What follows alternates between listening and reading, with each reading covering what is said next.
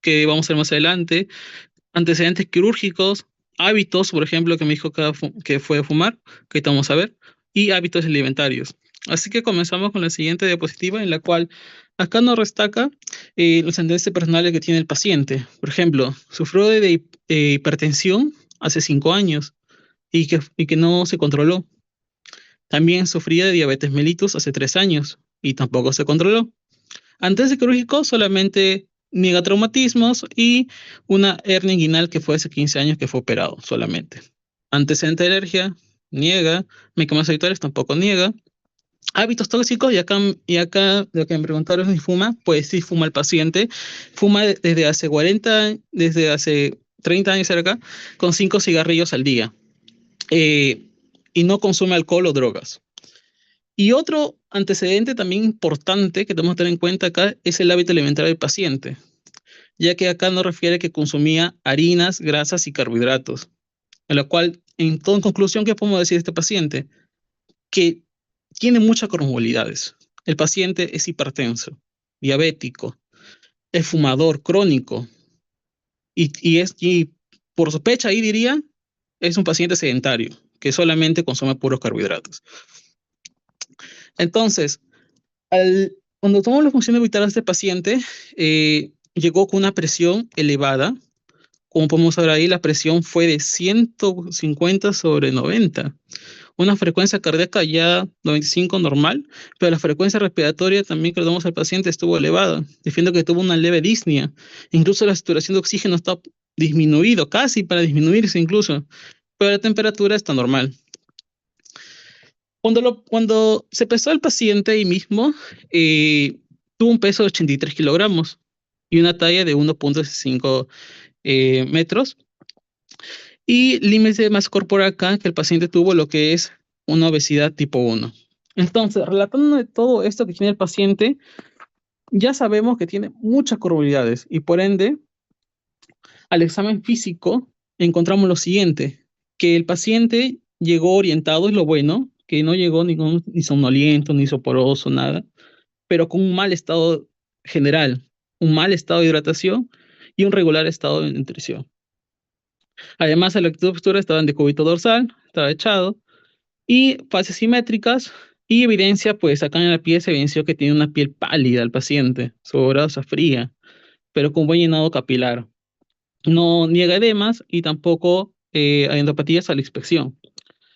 Al examen regional encontramos, en resumen, todo normal, ya que se encontró que el nivel de aparato respiratorio, que es lo que interesa, que buen pasaje del murmullo y no se encontraron ruidos agregados. Aparato cardiovascular rítmico, sin soplos, y lo que es al abdomen, blando, depresible y ruidos cerebrales conservados. Y lo demás, tracto urinario, extremidades, pues estaba normal. Entonces, a partir de acá, nos planteamos lo siguiente. ¿Cuáles son nuestros problemas de salud que tiene el paciente? Y acá quiero la intervención de ustedes para, digamos, llegar más a fondo de qué posible hipótesis de diagnóstico, incluso vamos a ver más adelante, tendría este paciente. Así que primero vamos con los problemas de salud que tendría este paciente. Si alguien puede escribir por sede de Zoom, encantado. Ya. ¿Podrían levantar la mano para que participen? ¿Podrían retroceder a la historia clínica para que puedan ver mejor los problemas de salud? Claro, ahí está. Si me dicen una parte que quieren, ahí está el motivo de Ajá. consulta, cómo llegó. Anamnesis, ya. A ver, Ahí está. chicos, alguien que nos lance unos problemas de salud que encuentra en el paciente. Si no saben qué es un problema de salud, vale preguntar, ¿ah? A ver, delante se he visto manos levantadas, ¿qué pasa? ¿Por qué ya no? Dice, mira, dice, Sepsis Suramérica, dice, un problema de salud, infarto agudo miocardio. Adolfo Vega dice, síndrome doloroso torácico. Sepsis Ya. dice, puede tener hiperglucemia descompensada en diabetes. Entonces va con infarto agudo, síndrome doloroso y hiperglucemia descompensada con diabetes. Vamos a ver manos levantadas. No hay manos levantadas. Perfecto. Están por ahí. Eh, en sí, para saber primero un problema de salud, ¿qué es un problema de salud en primer lugar? Un problema de salud es algo, digamos, que nosotros observamos y lo confirmamos ahí mismo. Por ejemplo, con lo relatado todo esto, podemos decir que sí, es un síndrome doloroso. Sí, es correcto, síndrome doloroso. Pero para padecer infarto necesitamos otras cosas más, porque infarto ya es un diagnóstico ya. Necesitamos pruebas ya que más adelante voy a decir cuáles son, pero eso ya sería más un diagnóstico. Un problema de salud para comenzar, sí, síndrome doloroso es muy buena opción. Pero no está por ahí la idea, infarto también. ¿Qué más dijeron? Una hiperglicemia, si no me acuerdo. También, Dijeron, claro, una hiperglicemia descompensada, dice, por los antecedentes y han puesto hipertensión arterial también como problema de ajá, salud. hipertensión arterial. Está bien, hipertensión Y arterial, sí, porque incluso el paciente relata cómo no se controló con la hipertensión. Además, en las funciones vitales tomamos que la paciente tenía de 150/90, así que sí estaba hipertenso. La hiperglicemia eh, puede ser, obviamente, que el paciente está sudoroso, pálido, que es una mención puede darse por ahí, Disney incluso. Pero la hiperglicemia necesitaríamos también unos datos más adicionales, por ejemplo, un examen de glucosa. Pero sí podríamos poner en problema de salud que el paciente es un diabetes, que tiene lo que es diabetes mellitus, así, no controlado por supuestamente. A su vez también por hipertensión último, no controlada. por último tenemos a Michele Espinosa diciendo hipertensión arterial esencial o un síndrome coronario agudo. Ya, síndrome coronario agudo también. Incluso eso lo pondríamos casi el primero, incluso, coronario, síndrome coronario. En la cual síndrome coronario abarca ya muchas cosas, pues. Un síndrome es un conjunto, digamos, de síntomas y signos, pues. Así que sí, es más acertado. Entonces, los problemas de salud hasta ahorita son los siguientes. Síndrome coronario, que tenga un síndrome doloroso, incluso un síndrome doloroso está ahí mismo con síndrome coronario. ¿Qué más tenemos? Hipertensión no controlada, puede ser una hipertensión esencial, como dicen también, ¿sí? Diabetes mellitus no controlada. Entonces, hasta ahorita tenemos esas cuatro principales eh, problemas de salud. Por lo tanto, planteamos lo siguiente, que es nuestras hipótesis diagnósticas. Entonces, conociendo todo lo que me habían dicho, ¿qué hipótesis diagnóstica podríamos llegar al paciente? Hipótesis ya es lo que tú puedes, digamos, imaginar el paciente que tenga. Ya ahí sí te puedes lanzar con todo, ¿ya?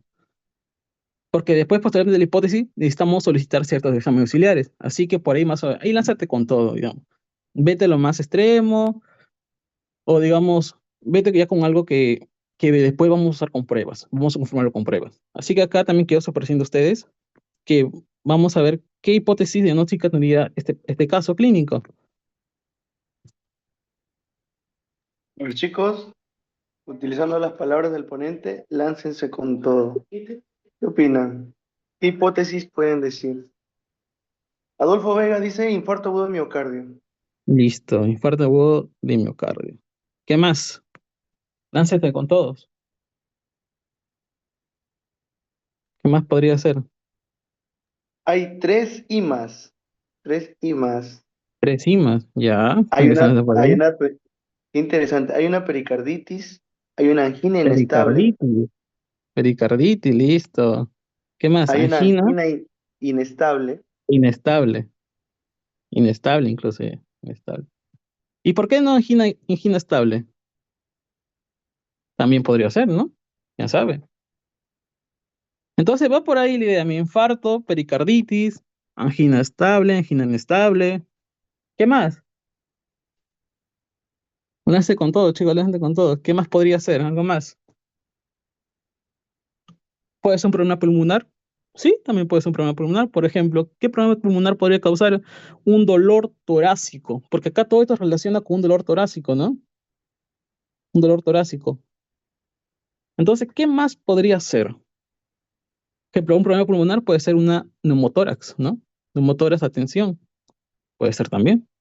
Entonces, todo esto es bueno porque, digamos, nos orienta a, digamos, a qué solicitar al paciente y qué evaluar ahí mismo para, digamos, llegar a un diagnóstico apropiado y, digamos, tratarlo de manera apropiada.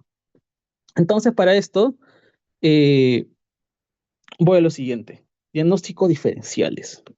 Me dijeron pericarditis, me dijeron infarto, yo digo neumotoras también.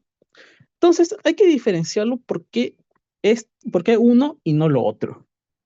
Entonces, para un neumotórax de atención, como dije, ¿en qué consiste un neumotórax de atención? Un paciente que, digamos, tuvo un evento traumático y, digamos, el pulmón se rompe, así de simple manera, rompe y toda esa presión negativa que tiene el pulmón sale, digamos, hacia la pleura y hacia lo que es la parrilla costal, queremos llamarlo. Entonces, ese escape de aire hacia lo que es la pleura irrita al paciente y esa irritación causa lo que es el dolor, es lo que causa dolor. Entonces, ¿cómo podemos diferenciarlo por lo que es un IMA o lo que es una pericarditis? Es que acá estos pacientes van a cursar a la auscultación con timpanismo. Con timpanismo. Eso es lo que le va a diferenciar a estos pacientes, que en la auscultación va a haber timpanismo. En este caso, en otro caso, no tenía timpanismo. No tenía incluso ningún ruido agregado, así que también podríamos descartarlo. Además, también que estos pacientes con neumotonas de atención, como haber un aumento de este, digamos, de este aire a nivel de la pleura, entonces al paciente al respirar, al inspirar y al expirar, va a haber un aumento de que esto va a golpear o, digamos, va a empujar a la vena coronaria superior y haciendo, digamos, que haya una disminución digamos, de retorno venoso, una disminución de retorno venoso y por ende disminuye la presión arterial, porque va a disminuir también el gasto cardíaco. Entonces, estos pacientes son característicos por esto, un timpanismo, dolor y disminución de la presión arterial incluso. Ahora, vamos por el siguiente. ¿Por qué un trombolismo pulmonar no puede ser? Un trombolismo pulmonar, eh, ¿saben qué es un trombolismo pulmonar en primer lugar? Si por ahí podría participar. ¿Por qué no podría ser? O alguien que me diga algo característico.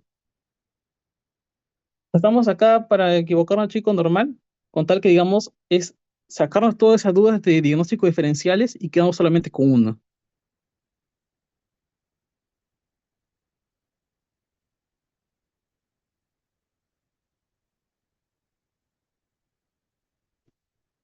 En todo caso, un trombolismo pulmonar va a ser un trombo o un émbolo que va por todo lo que es la vasculatura hacia lo que es el corazón. Es decir, esto más se va a dar en pacientes que, digamos, viajen en buses por más de 6 horas o pacientes que sean postrados por más de 3 días, con tal, digamos, que a nivel de sus piernas, a nivel de lo que es las venas, va a originarse un émbolo, un trombo, digamos, que va a migrar.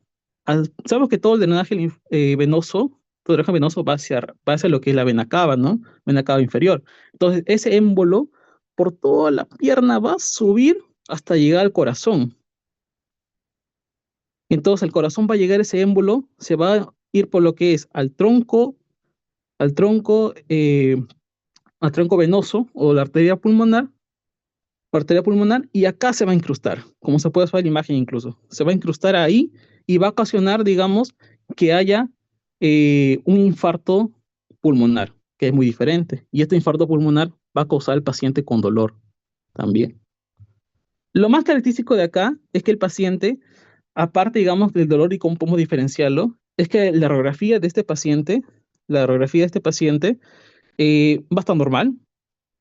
Y lo que nos va a ayudar más es el antecedente, porque este paciente, como dije, va a ser alguien que esté postrado por días, que, digamos, esté viajando por muchas horas y, digamos, haya ocasionado todo este émbolo. El paciente, pues, dijo que solamente caminó por el mercado, no estuvo ni sentado, ni movilizado, nada. Así que por ahí también descartamos. Y me dijeron por ahí también pericarditis aguda. Una pericarditis aguda podría ser también. Una pericarditis aguda también causa por dolor. Es un dolor incluso casi similar a lo que es el dolor torácico. Es un dolor también torácico, debidamente a que el pericardio va a estar, digamos, inflamado por un proceso viral agudo, y un proceso ya más infeccioso, en la cual aparte de dolor, este pericarditis aguda va a causar con una, eh, con una inflamación que vamos a infectar al paciente con temperatura elevada, es decir, que tenga fiebre. Este paciente va a tener fiebre. En este caso, no tenía fiebre el paciente. Además, tampoco niega antecedentes de que haya tenido cuadros respiratorios o cuadros infecciosos incluso. Así que por ahí también descartamos la idea, pero sí es muy parecido. Nada más que acá le permite descubrir casos sí o sí con una temperatura elevada. Otro diagnóstico diferencial, taponamiento cardíaco, también podría causar, pero a diferencia del taponamiento cardíaco es lejano. Yo lo puse, pero es lejano. El taponamiento cardíaco causa con un dolor, debidamente a que va a haber un acúmulo, digamos, de sangre, un acúmulo de sangre de aproximadamente se dice de unos 150 a 250 mililitros, se menciona por lo menos en la literatura, en la cual este acúmulo de sangre va a impedir que el corazón haga buena contractibilidad, una buena contracción. Y entonces, si no hay una buena contracción, ¿qué va a pasar? Va a disminuir la presión arterial. Estos pacientes cursan con presión arterial baja. También, ¿qué más? Si no hay una buena contracción, entonces toda esa sangre que, digamos, va hacia los ventrículos, ya no va a irse lo que es de manera sistémica por los vasos, sino que va a regresar. Es decir, va a haber una congestión tanto que a nivel, digamos, de la vena cava superior, en esa vena, va a haber un retorno de esta vena. O sea, en vez de irse para el corazón de la vena cava superior, va a irse hacia arriba y esto es lo que es la infiltración yugular va a haber estos pacientes. Obviamente el corazón va a estar congestionado. Y otro que se va a ver como hay poca contractilidad del corazón, va a ver que los ruidos cardíacos se dice que va a estar disminuidos o incluso la literatura mencionó como apagados. Así que por ahí podemos diferenciarlo. Y esta es lo que cada vez infiltración yugular, disminución de presión y ruidos cardíacos disminuidos o apagados, la famosa tríada de Beck. Entonces, por ahí ya descartamos las ideas, sus motivos y por qué. ¿Qué más yo puse acá? Y los únicos diagnósticos diferenciales. Puede ser una decisión de aorta, también, una decisión de aorta también puede causar. ¿Por qué la decisión de aorta puede causar dolor? Debidamente a que como haya un aumento de la presión arterial, ya sea que el paciente tenga presión arterial elevada, o tenga diabetes, que tenga comorbilidades, en la cual van a alterar, digamos, el flujo de este vaso, haciendo, digamos, que el vaso se desgarre. Y el vaso al desgarrarse, eh, ese todo lo que es la sangre que viajaba por la aorta descendente, ya no sabe ir por acá, sino sabe ir por su capa de lo que es del vaso, específicamente lo que es a nivel de la íntima. Y eso ocasiona, como se puede observar, una sangre a nivel de la pared arterial. Esta edición de aorta, como va a haber un aumento, digamos, de esta pared, va a causar con dolor. Sí o sí, pero la diferencia con los otros es que la disección de aorta, el paciente nos va a decir lo siguiente: doctor, yo siento un dolor, pero este dolor es como tipo una navaja o un cuchillo que me desliza hacia abajo. Eso es lo que me decía el paciente en una disección de aorta, ya que como sabemos que el flujo está bajando por todo y va a irse ese flujo hacia esa pared, el paciente va a sufrir como un dolor deslizante, como si una navaja lo cruzaran por la espalda y va bajando. En el caso el paciente no tiene, solamente dice que tiene un dolor retroesternal incluso. Así que por ahí también descartamos. Una úlcera péptica, también lo puse, también puede ser un diagnóstico diferencial. Debidamente, ¿por qué? Una úlcera péptica, les dirán por qué causa lo que es un dolor o por qué lo puso un diagnóstico diferencial. Es que cuando la úlcera se perfora, cuando la úlcera se perfora, es decir, cuando es una úlcera complicada, eh, va a causar que el aire vaya a lo que es hacia ese diafragma, causando lo que es un neumoperitoneo en sí. Como se puede observar la imagen incluso para verlo mejor, ahí se puede ver incluso el aire que está suprimiendo, está, digamos, el levanto del diafragma, y este se puede, digamos, eh, ver en la radiografía y, digamos, que el paciente tenga, digamos, un dolor, pero a nivel diafragmático por ahí. En este caso, para poder diferenciar al paciente, el paciente debería tener un antecedente de úlcera péptica, al paciente que tenga, digamos, cierto reflujo, que tiene cierto reflujo, cierta acidez incluso el paciente. En caso no tiene el paciente. Una costocondritis también podría ser, ya que esto también se anda con un dolor incluso casi parecido al dolor torácico, pero acá hay unos detalles. Acá va a ser que esto se da más en jóvenes, ¿para qué decirlo? Esto se da más en jóvenes, y esto más es una inflamación a nivel de lo que es los cartílagos costales, como se puede ver en la imagen, una inflamación en estos cartílagos costales, en la cual el paciente nos va a decir, Para esto diferenciarlo, nosotros tenemos que decir, ¿cómo le duele a usted? Y el paciente no va a decir, me duele aquí, señalando con un dedo la pared torácica. O sea, le duele a la digitopresión. A comparación, o digamos en contra, a lo que es un dolor torácico retrosternal. El paciente me dice, me duele acá, doctor, toda la mano, perdón, ahí me dibujo, me duele con toda la mano, se presiona el pecho y dice, dolor, me duele acá. En cambio, una costenoiditis solamente con un dedito solamente a la digitopresión, lo presiona y me dice, me duele acá, doctor. Es lo que diferencia. Y un cuadro ansioso ya podría ser paciente, digamos, que ya tiene una pérdida, digamos que esté con síntomas ya psicológicos ya. Ya es algo, digamos, ya más psicológico. Entonces, teniendo en cuenta esto, vamos a hablar específicamente, descartamos todos nuestros diagnósticos diferenciales y nos quedamos solamente con uno, que va a ser, eh, como dijeron, lo que es un infarto.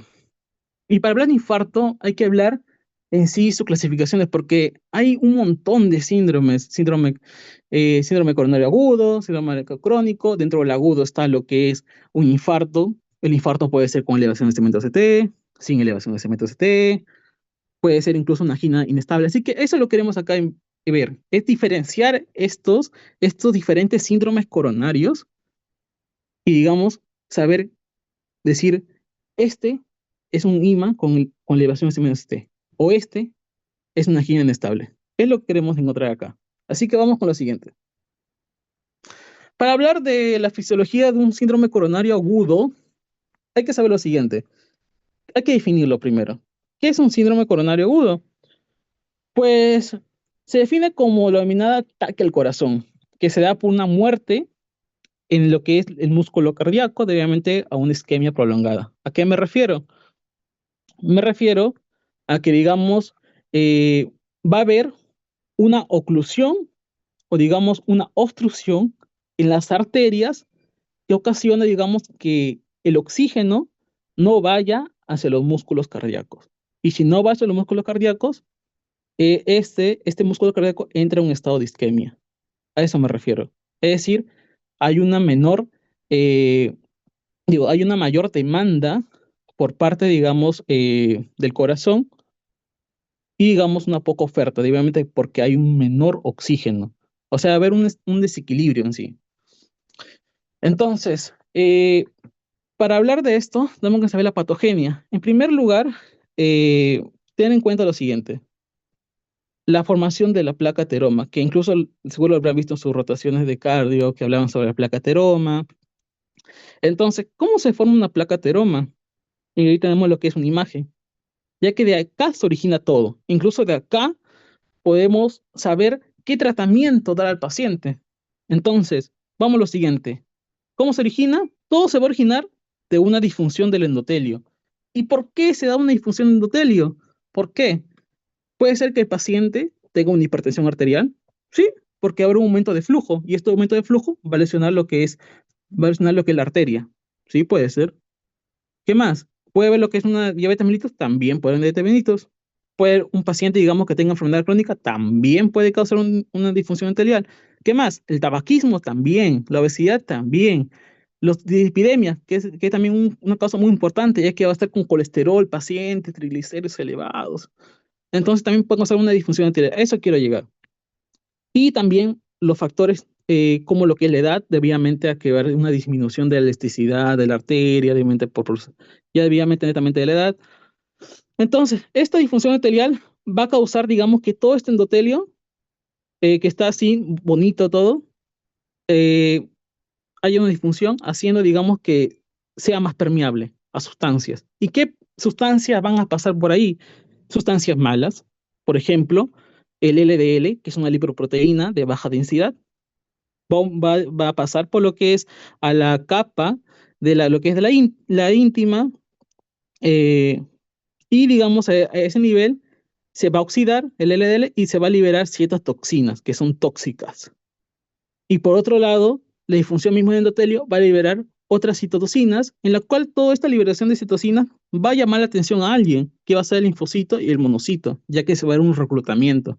Entonces estos monocitos y linfocitos van a ir, digamos, hacia lo que es el endotelio, y digamos, este monocito se va a convertir en lo que es ya en un macrófago que va, digamos, a digerir este LDL, pues que es algo tóxico que no queremos verlo acá, en este epitelio, este endotelio.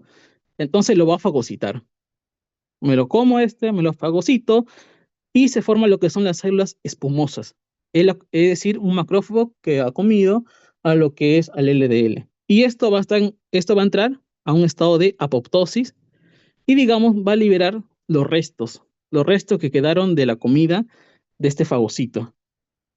Pero esto no es suficiente, ya que el paciente, digamos, tiene estas comorbilidades, sigue comiendo chatarra, tiene una diabetes no controlada, va a haber un aumento más de la disfunción endotelial, en la cual va a haber un aumento más del LDL, hacer que, digamos, no sea suficiente con los macrófagos, no sea suficiente. Entonces va a haber un acúmulo de que los macrófagos van a comer a estos fagocitos, van a haber un cúmulo de lo que son detritus, que son los restos de la apoptosis, van a haber un cúmulo de los monocitos, de los linfocitos. Entonces todo este acúmulo se va a llamar estría grasa. Entonces, ¿qué dice el endotelio? No, ¿ahora qué hago? ¿Ahora qué hago? Entonces vamos a llamar a lo que es los músculos lisos. Y los músculos lisos van a subir para poder, digamos, impedir que siga avanzando esta liberación de citotoxinas, así. Entonces los músculos lisos salen y van a hacer algo muy importante, que es la producción de colágeno y elastina, con tal que, digamos, esto se va a ir a la parte superior, digamos, cerca del endotelio, y, digamos, estos músculos lisos van a retener a estos detritos, a digamos, colesteroles que son liberados, y, digamos, se va a formar un núcleo lipídico con una cápsula colágena, y esto se le llama lo que es el ateroma. Esto es lo que al final se da, lo que es en una disfunción enteral, va a llegar a la formación del ateroma, que es la acumulación de toda esta grasa con músculo liso, con fagocitos, con una capa colágena. Esa es el ateroma. Y puede haber dos tipos. Puede haber vulnerables o puede haber que sean estables. ¿De qué va a depender? De nuestro propio sistema. Por ejemplo, si nosotros nos cuidamos bien, tenemos lo que hacemos una intervención rápida al paciente, eh, cambiamos hábitos alimenticios, tratamos nuestras comunidades, entonces la placa que está, digamos, eh, la placa va a disminuir y más se va a formar lo que es una capa fibrosa gruesa, que consideramos como una placa estable, a comparación con otro en la cual seguimos, digamos, con una hipertensión, no nos controlamos, seguimos con, digamos, con comiendo comida chatarra, vamos a ver más de lipidemia, entonces esta capa fibrosa, como somos acá, se vuelve delgada. Y a esto, placa delgada, es la que se va a romper. Porque es delgadita, no va a contener todo, se va a romper. Y esto se va a llamar síndrome, esto va a conllevar a un síndrome isquémico coronario agudo. Mientras que la placa estable va a llevar a un síndrome coronario crónico. Porque es estable, la placa. Y este síndrome coronario crónico es conocido como la angina estable. Sobrenombre placa estable, angina estable, ¿no? Entonces, más nos vamos a enfocar acá en el síndrome coronario isquémico agudo, porque acá es una subclasificación, porque va a haber más incluso de síndrome coronario agudo. Va a haber más clasificaciones de ahí adentro de esto. Entonces, ¿a qué quiero llegar? Aquí, digamos, se formó la ateroma, ya sabemos cómo se formó la ateroma. Entonces, ¿qué va a suceder después? Es que se va a romper o va a haber un daño, como va a ser como había con el daño endotelio, el endotelio se va a seguir rompiendo, en la cual no va a aguantar a esta placa, toda esta placa no lo aguanta. Acá es que borramos. Esta placa no lo aguanta y este endotelio va a salir todo, se va a romper y va a liberar lo que son ciertas erosiones, ciertas hemorragias. Entonces, ¿qué es lo que sucede acá? El endotelio tiene los factores de coagulación, entonces va a decir, tráiganme las plaquetas. tráigame las plaquetas, digamos, van a venir y se van a unir o, digamos, van a, digamos, controlar esta hemorragia que sea por la rotura de la placa. Y esta placa, digamos, que digamos está así, como está la placa así, se rompe, va a venir todos los que son las plaquetas, van a venir, van a acumular las plaquetas y vamos a formar lo que es el trombo.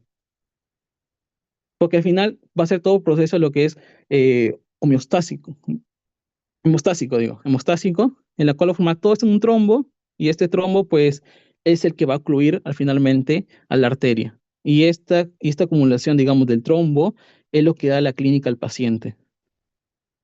Es lo que da la clínica al paciente. Y más se da lo que es en clínica al paciente con síndrome coronario agudo isquémico. Y en sí, en resumen, se da lo que es en sí la fisiopatología. Esta patogenia que acabo de explicar es en el 90% de los casos que se da, pero hay otro 10% que es menos infrecuente, pero vale mencionar, por ejemplo, puede ser por émbolos, por una fibrilación auricular, puede ser que el paciente consuma fármacos como drogas, ya sea cocaína, o puede ser producto, digamos, de una vasculitis, que son 10% que son infrecuentes, pero lo que más es por la formación del placateroma y lo que es la formación del trombo. Y acá lo que quiero recalcar algo. Cuando el paciente entra en una oclusión y se forma el trombo, qué va a ocasionar? Acá está el trombo y acá está el trombo y acá está la placa. ¿Qué va a ocasionar? Que haya menos flujo, pues, porque el flujo va a estar obstruido. Y si hay menos obstrucción, esto condiciona una isquemia. Y esta isquemia, ¿qué va a llegar al final? A una disfunción. Y esta disfunción que va a llegar al final, a una necrosis. Entonces, acá quiero llegar a un concepto muy importante, a que si más pasa el tiempo y no tratamos a este trombo, va a llegar, digamos, que la zona que en la cual está, digamos, eh, eh, trombosada, se va a necrotizar esta región o esta zona del miocardio. A esto vamos a llegar. Por lo cual acá juega un punto muy importante. Tejido es igual a minuto. Aquí quiero llegar, mientras más pasan minutos, más muerte de tejido. Incluso acá se ve en la gráfica. Como se ve en la gráfica, mientras más horas pasa, el miocardio se vuelve más irreversible. Y es lo que queremos, digamos, nosotros intervenir acá, porque a partir de las 12 horas, a partir de las 12 horas para atrás, nosotros queremos que esa zona infartada no siga avanzando. Y lo queremos, digamos, es que digamos que cómo comenzó acá, por ejemplo, estamos por acá, cómo comenzó a las 0 horas, cómo se formó el trombo ya, digamos, se va formando una cierta zona, digamos, de hipoperfusión. A las 2 horas comienza lo que es una zona de necrosis, pero poca, y a las 12 horas mira cómo está, todo necrotizado. Y eso es lo que no queremos llegar nosotros. Entonces, a partir de las 2 horas para atrás, hay que evitar, digamos, que siga avanzando o, digamos, que recuperar tejido, porque el tejido ya va a estar muerto, pero queremos que este no siga avanzando a todo lo que es el músculo. Pero ¿qué pasa si el paciente, en este caso nuestro paciente llegó en menos de 2 horas, pues porque comenzó con dolor, todo eso? Pero, ¿qué hubiera pasado si el paciente hubiera llegado más de 14 horas? O sea, por lo menos más de 12 horas ya, más de 12 horas para adelante, esto ya está muerto. Y lo que queremos acá, el objetivo de acá, es abrir la arteria con tal, digamos, de evitar las complicaciones. Entonces, tenemos dos objetivos acá. Antes de las 12 horas, recuperar lo máximo posible de tejido y mayor a las 12 horas, evitar las complicaciones, porque el tejido está muerto. Lo queremos evitar las complicaciones y acá tenemos que hacer una intervención. Lo quiero que se lleve. Entonces, la clínica, para comenzar, es fácil. Primero, hay que acordarnos de esta palabra, cadete. Yo lo clasifico así. Eh, entonces, cadete, vamos a ver lo siguiente. ¿Cómo es la característica del dolor? De K, de característica. ¿Cómo es la característica del dolor? El paciente va a decir que es un dolor opresivo. Dolor opresivo, va a decir el paciente. Es un dolor opresivo, dolor, que me aplastan en el pecho. ¿Y este dolor se irradia? Sí, dolor, se irradia, se irradia. ¿Dónde se irradia? En este momento se irradia lo que es a mandíbula, se irradia mandíbula, se irradia lo que es a cuello, se irradia muñeca. Eso es lo más característico que tenemos que llevarnos de acá. La D, desencadenante. ¿Qué lo desencadena? Puede ser dos cosas. El paciente estuvo, digamos, fue por esfuerzo, con esfuerzo, o fue sin esfuerzo. Aquí quiero llegar. Si es con esfuerzo, o sea, el paciente hizo, digamos, una caminata larga, hizo ejercicios intensos y posterior a eso comenzó con dolor, vamos a hablar de una angina estable, que es un síndrome coronario crónico. Mientras que si el paciente comenzó de la nada, así, me comenzó a doler de la nada, estaba sentado o estaba caminando pero poco, esto va a ser lo que es un síndrome coronario agudo, cantado. ¿Y cómo termina? La T determina cómo termina el dolor. ¿Me calma con un fármaco? ¿Me calma el reposo o no me calma? Si me dice el paciente no me calma, vamos a hacer un SICA. Pero si el paciente me dice, me calma, doctor, me calma cuando ya me siento, eso vamos a hacer una angina estable. Es lo que me dice incluso, entonces acá diferenciamos entre una angina estable y lo que es un SICA. Es decir, un síndrome coronario agudo con un síndrome coronario crónico. Es lo que primero que vamos a diferenciar. Ya listo, ya está cantado. Entonces, vamos con el síndrome coronario agudo. Netamente sobre esto vamos a hablar ahora. En el síndrome coronario agudo puede haber dos tipos, con elevación de cemento CT o con disminución de cemento CT. Acá podemos ver en la lesión, cuando hay una lesión, en la cual puede ver, digamos, como se puede ver acá, que el cemento CT incluso está elevado, y cuando está acá abajo, cuando hay disminución de cemento CT. O sea, el infarto de miocardio se puede clasificar en dos, principalmente, con elevación o sin elevación. ¿Y por qué pongo isquemia, lesión, necrosis? Es porque es el orden. El primero en ver en un ecocardiograma que se va a solicitar, y eso es lo que tenemos que hacer en un ecocardiograma, ecocardiograma, ecocardiograma, un EKG, digo, un EKG, ¿no? Ecocardiograma. Un EKG es lo que primero tenemos que solicitar en un EKG, que es a los 10 minutos que el paciente ingresó. Y ver, digamos, si el paciente tiene una isquemia, cuando se va a hacer lo que es la onda P disminuida o, digamos, invertida, o vamos a ver lo que es una elevación de cemento CT.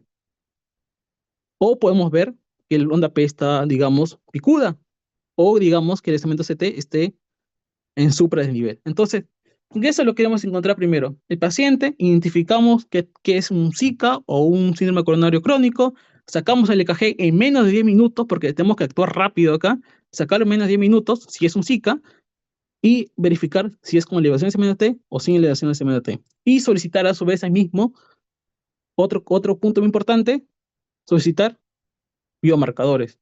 En este caso, solicitaremos troponinas. ¿Qué troponina? La troponina I.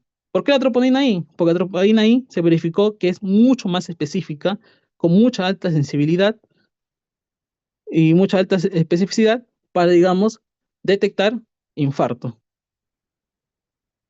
Infarto, ya que esta troponina I es bien específica del miocardio. Entonces, hasta ahí tenemos lo siguiente. Entonces, como dije, vamos a tener un síndrome coronario crónico, un síndrome coronario agudo, y va a haber dos. Así lo vamos a dividir. Síndrome coronario crónico, tenemos un troteroma y un trombo. ¿Puede haber un trombo? Sí puede haber un trombo, pero acá va a ser lo siguiente, que la oclusión va a ser mayor al 70%, nada más. Y un síndrome coronario agudo, ¿en qué va a consistir? En que la oclusión va a ser un 100%. Pucha, ahí está 100% ocluido la arteria. Mientras que en el otro lado, puede que la oclusión esté así, pero solamente está ocluido un 90 a un 99%. No está ocluido todo. Entonces, ¿qué diremos lo siguiente? Cuando está ocluido todo, el 100% está ocluido, vamos a llamar un infarto de miocardio agudo con elevación de cemento CT, porque está ocluido todo, va a elevarse cemento CT. Mientras que lo que es una oclusión del 90 al 99%, vamos a ver en el EKG lo siguiente, un supradesnivel, digo, un infradesnivel de cemento CT. El cemento CT va a estar disminuido. Entonces, pero doctor, entonces sería un IMA sin elevación de cemento CT, ¿sí? ¿Y por qué no una angina inestable? ¿De qué va a depender esto? Ambos hacen lo mismo, una disminución de cemento CT, pero la diferencia es que acá en IMA va a haber muerte cardíaca. Si muerte cardíaca que dije, ¿cuál es el marcador? Troponina. Troponina va a estar positivo. Ah, entonces en angina inestable, troponina negativo. Así vamos a diferenciarlo. Mientras que ya con elevación de segmento T, pues sin dudarlo, pues la troponina va a estar acá, va a estar positivo, pues la troponina va a estar elevado acá. Entonces así podemos diferenciarlo. Y digamos, en síndrome coronario crónico, como ya sabemos, solamente la oclusión es de 70% nada más. Solamente 70%. El paciente, como dije, tiene con dolor torácico, pero es con esfuerzo, porque hizo trajín, porque digamos caminó mucho, y eso lo calma después. Pero no indica que no le demos tratamiento. Acá también tenemos que dar tratamiento. En todos tenemos que dar tratamiento. Pero acá, en síndrome coronario crónico, es un tratamiento ya más para otra cosa, que ya se puede explicar más adelante, pero acá lo que vamos a enfocarnos es síndrome coronario agudo.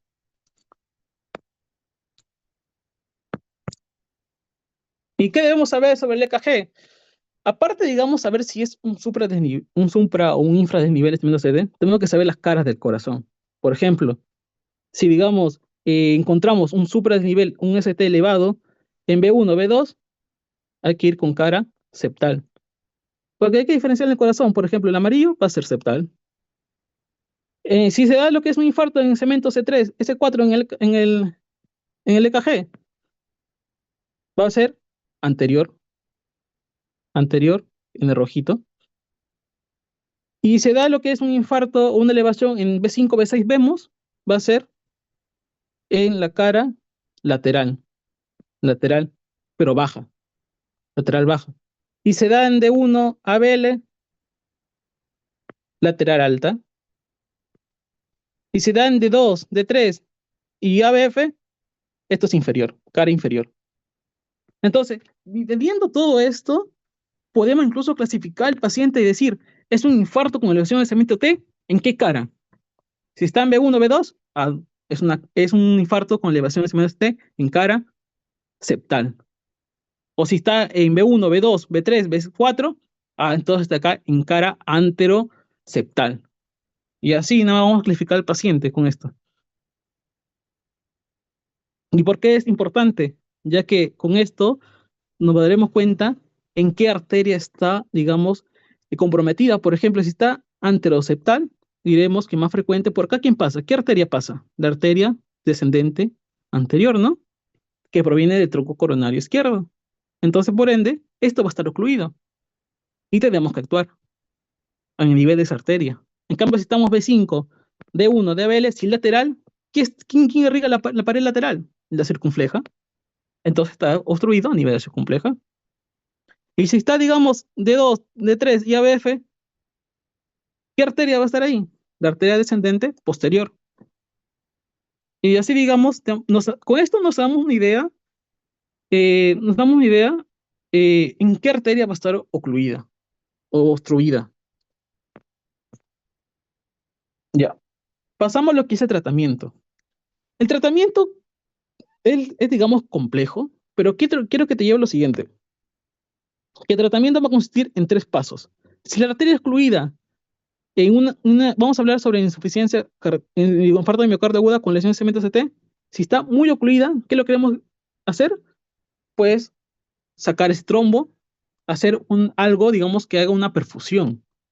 Entonces, vamos en primer lugar a un tratamiento de perfusión.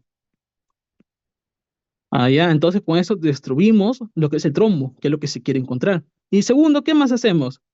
Pues le damos otra terapia antiplaquetaria, ¿no? Porque sabemos que esto es un producto de un acúmulo de plaquetas, formar un coágulo, entonces damos otra terapia antiplaquetaria o antitrombótica. Y como tercero, ¿qué hacemos? Prevención. Porque estos pacientes lo corregimos todo, pero estos pacientes pueden formar un nuevo hipertensión. Entonces, actuamos sobre sus factores de riesgo. Si es signo hipertenso, le damos medicamentos para hipertensión. Si es diabético, damos tratamientos para hipertensión. Si es gordito y tiene dislipidemia, colesterol elevado, damos fármacos, por ejemplo, estatinas, para, digamos, controlar la dislipidemia. Esos 3 componentes son digamos, si queremos clasificarlo acá, un ABC, digamos, de este infarto. Entonces, ¿qué hacemos nosotros cuando llega nuestro paciente? Primero, evaluamos su respiración de nuestro paciente. Lo colocamos oxígeno, así que no respira bien, con tal que la saturación debe mantenerse mayor a 94%. Un cándula binasal, con tal que debe saturar bien.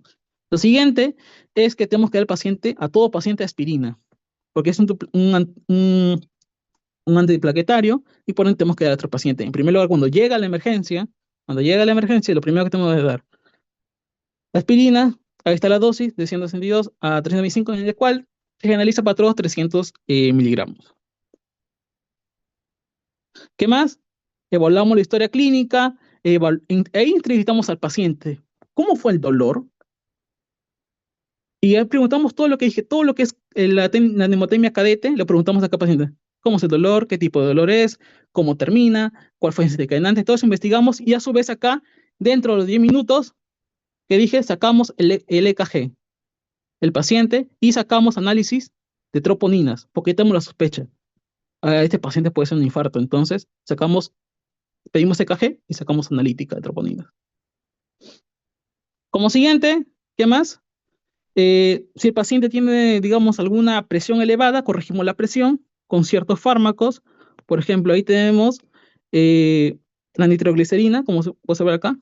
Pacientes que, digamos, tengan hipertensión, tengan una insuficiencia cardíaca, damos nitroglicerina para controlar la presión. O si el paciente, digamos, tiene dolor y queremos calmar el dolor ahí, por momentos, la morfina es un buen tratamiento, digamos, en la emergencia para estos pacientes. Pero esto no va a solucionar la oclusión, solamente es intervención médica inicial. Lo que sí va a solucionar al paciente es el tratamiento digamos, de corregir este trombo. ¿Cómo corregimos este trombo, entonces, doctor? Corregimos con dos maneras. O bien al paciente le hacemos una angioplastia, o bien al paciente le hacemos lo siguiente, que es un tratamiento antifibrinolytico, en la cual vamos a destruir esa fibrina y hacemos que el trombo desaparezca, así de sencillo. La angioplastia es simple, solamente es entrar, digamos, por esta arteria que está ocluida, entramos, digamos, con un catéter, entramos por todo este catéter y lo abrimos. Abrimos y hay un buen flujo. Es lo que da la angioplastia, que es lo mejor incluso.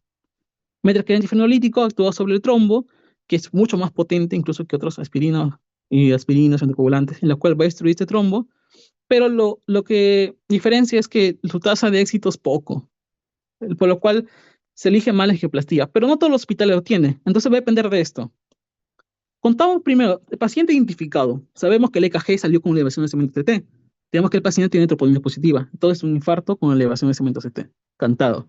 Entonces nos preguntamos lo siguiente, nuestro paciente, eh, nuestro hospital, ¿tiene lo que es a alguien que haga angioplastia? ¿Sí o no? O si el lugar de referencia queda 2 horas, sí o no también. Entonces, vamos a ver lo siguiente. Si nuestro hospital de referencia, porque tenemos que referir para decir no tenemos lo que es angioplastia, tenemos que referir, si está a menos de 2 horas, no llega el paciente. Entonces, en mismo hospital, hacemos terapia antifibrinolytica. Antifibrinolytica. Si nuestra referencia está a 2 horas. Pero, ¿qué pasa si nuestra referencia, digo, de que me equivoco?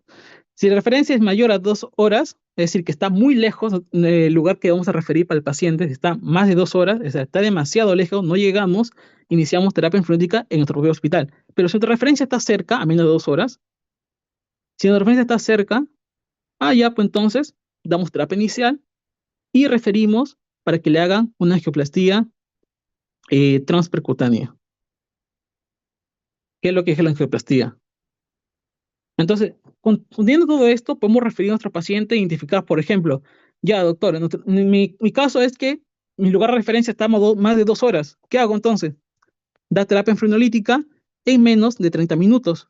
Lo siguiente, en menos de 30 minutos tenemos que, digamos, darle este tratamiento al paciente. En menos de 30 minutos tenemos que hacer lo ideal, porque tenemos que actuar rápido.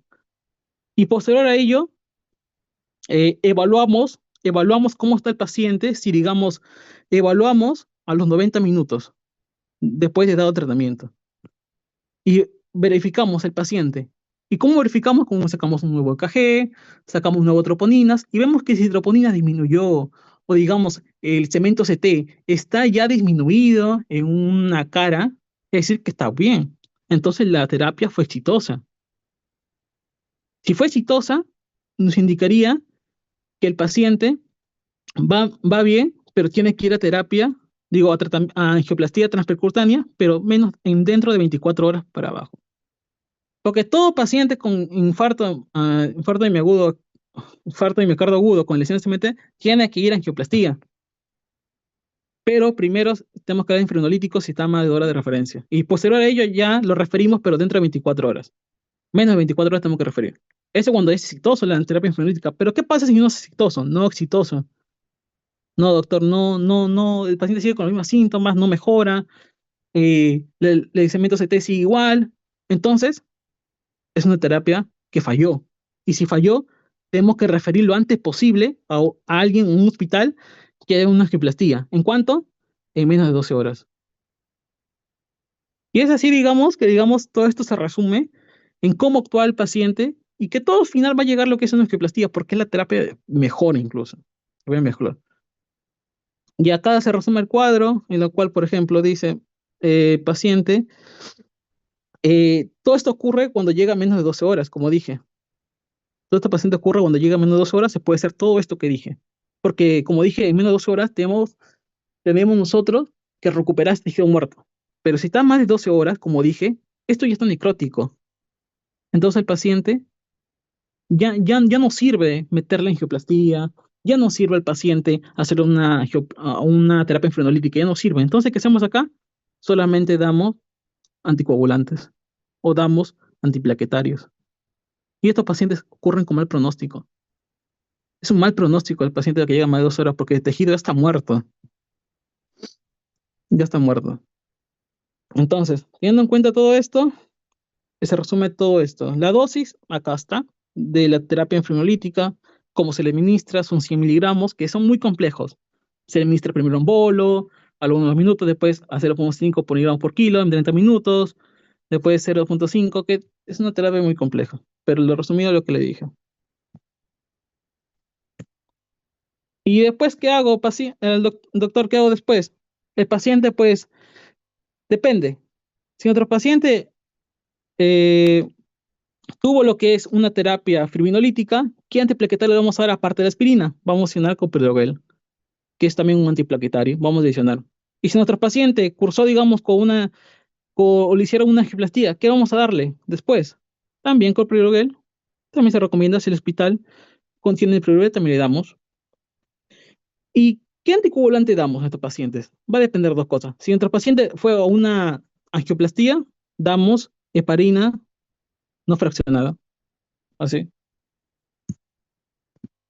Y si nuestro paciente hizo terapia fibrinolítica, también heparina fraccionada. Entonces, ¿qué quiero llegar con esto? A todos los pacientes, posterior a ello, vamos a ver lo que es aparte de la aspirina, que se da en terapia inicial, le damos a adicionar clopidogrel y más heparina no fraccionada. A todos estos pacientes. Pero va a depender, lo que varía acá es la dosis. Por ejemplo, si es que otro paciente comenzó con una terapia fibrinolítica, por supuestamente no es muy efectiva, entonces vamos a dar más dosis. En sí, lo que todos van a recibir son estos, pero lo que diferencia es la dosis, en la cual varían ellos. Y si el paciente no resolvió ni terapia ni reperfusión, en este caso, como dije, más de las 12 horas, cuando el tejido ya no se puede recuperar, ¿qué hacemos acá? Damos, o bien damos enoxaparina, o bien damos solamente anticoagulantes. Solamente damos eso, porque el tejido está muerto. Solamente podemos dar esos dos medicamentos nada más. Y acá regresando todo el caso, entonces, para poder, digamos, ya acabar, siguió lo siguiente. El análisis de sangre fue, digamos, plaquetas normales, hemoglobina normal, leucocitos y plaquetas normales. Perfil lipídico, esto es lo que se importa. Colesterol, pucha, elevado. LDL, elevado. Ya HDL, bueno, está entre límite. Triglicéridos, también elevado. Glucosa, también elevado. Y troponina I, que también sacaron acá en este caso, elevado porque el valor normal es 0,04 y acá sale 0,9 nanogramos por mililitro. Entonces, ¿nos confirma que es un infarto de miocardio agudo? Sí, pero vamos a ver el EKG. ¿Qué podemos ver en el EKG? Y acá quiero que si pueden participar, o si están despiertos, si pueden participar, ¿qué podemos decir de este EKG? ¿En dónde está elevado el segmento CT? Y con eso, digamos, ya vamos a concluir, porque ya vamos a llegar al diagnóstico. ¿Qué cara está afectada, digamos?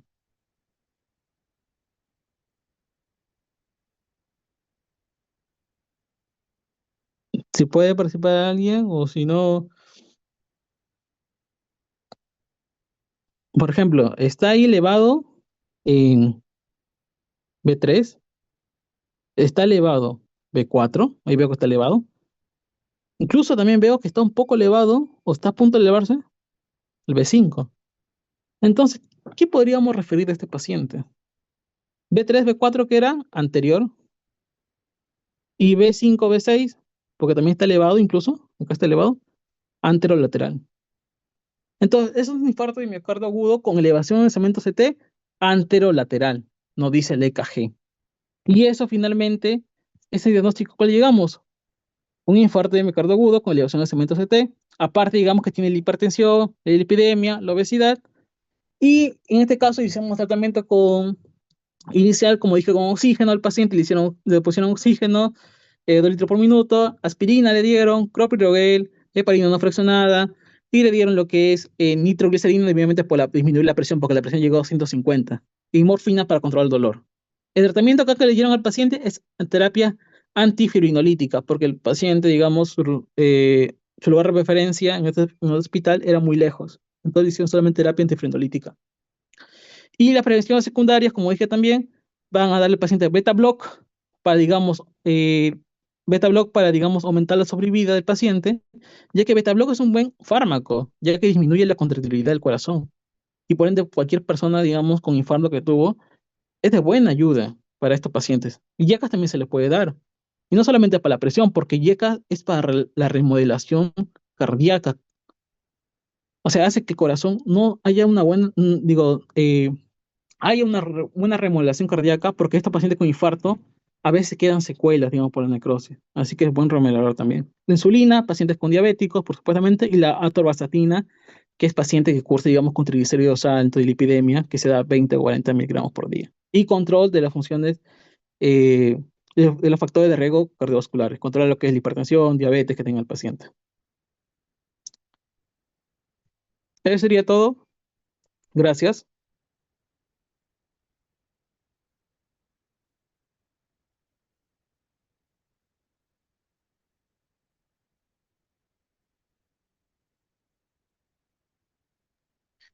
Muy bien, gracias Renzo.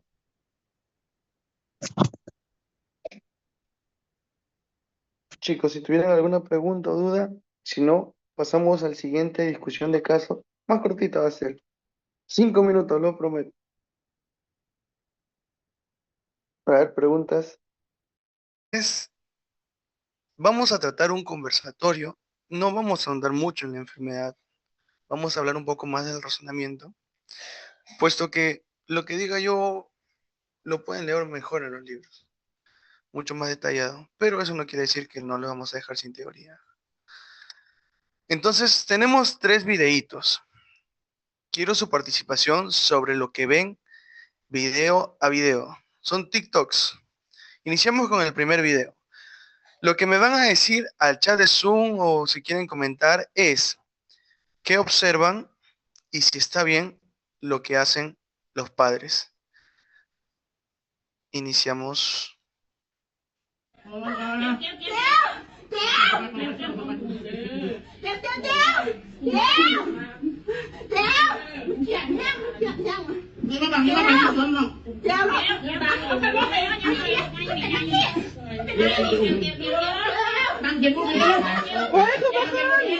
That baby was actually convulsed. No, tú no. Ya. ¿Qué observaron?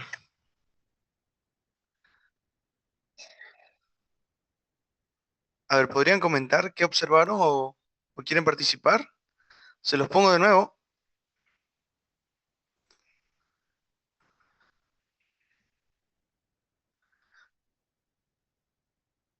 ¿Qué observaron, chicos? Si no, se los pongo de nuevo, una vez más, a ver. Quiero que me digan qué observan y si está bien o no cómo afrontan la situación las personas que están rodeando al niño.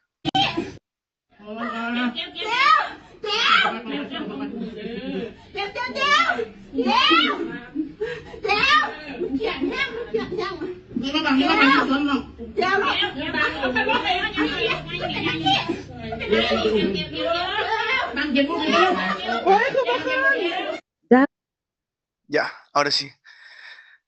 ¿Qué observan? ¿Puedes ponerlo de nuevo? ¿Puedes ponerlo ya? Ya lo puse de nuevo, ahora sí. ¿Quieren comentar? Pueden prender sus micros, no hay problema.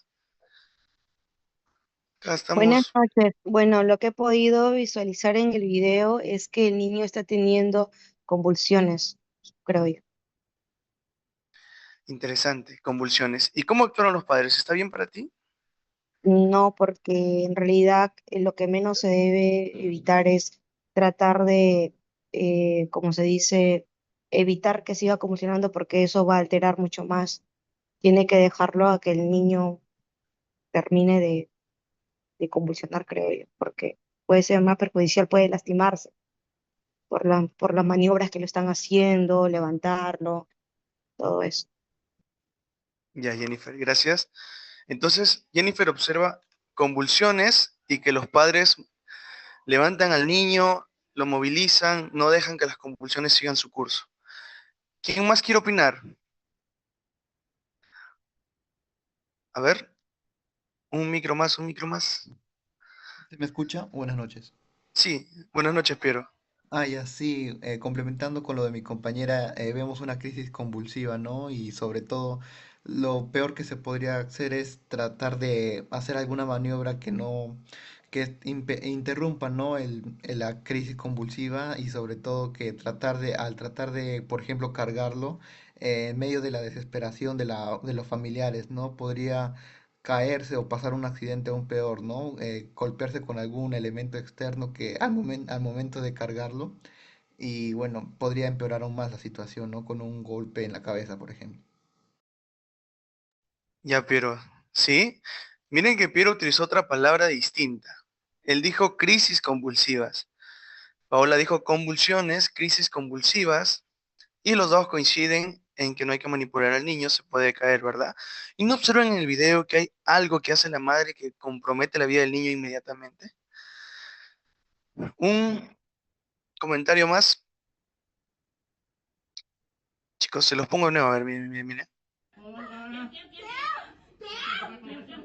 ¿Qué hace la madre? ¿Qué hace la madre es Creo que enfermera? está haciendo una maniobra como tipo dándole reanimación, este, como tipo RSP, RPC, pero no es la adecuada, creo yo. No piensa que es la única forma que va a reaccionar el bebé. Exacto. Entonces, qué importante es saber reconocer, primero, que estamos ante estos movimientos no clásicos y que esto no es un infarto, ni es un paro cardíaco, ni es un paro de actividad eléctrica sin pulso, esto es una convulsión. Entonces, esto que hace la madre puede comprometer la vida del niño, porque el niño está convulsionando y cuando un niño convulsiona de por sí, ya tiene disminuido sus funciones vitales que necesita, por ejemplo, la respiración. El niño se pone hipóxico y la madre viene y tapona su boca. Más hipóxico se va a poner ese niño, se puede morir.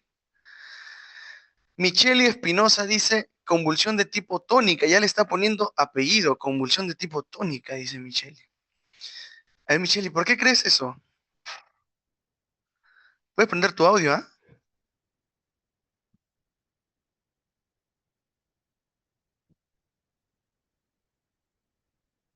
Micheli, Micheli.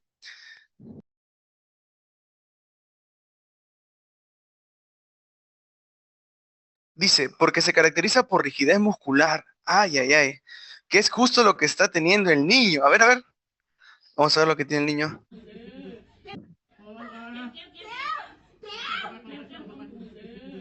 No sé, ¿ah? ¿Ustedes lo ven rígido o lo ven flácido? Si está rígido, ¿por qué se mueve? Cuando no está rígido no se puede mover, ¿ah?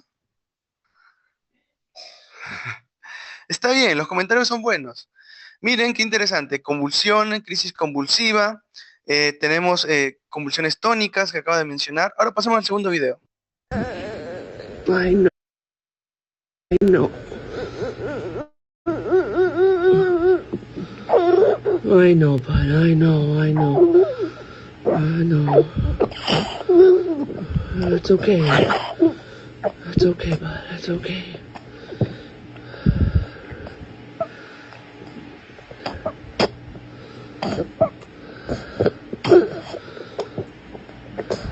okay. It's okay. It's okay, bud. Y en el tercer video, a ver, en el segundo, a ver, ¿cómo vamos? Ah, Michelle cambió su opinión, dice que el primer video es flácido.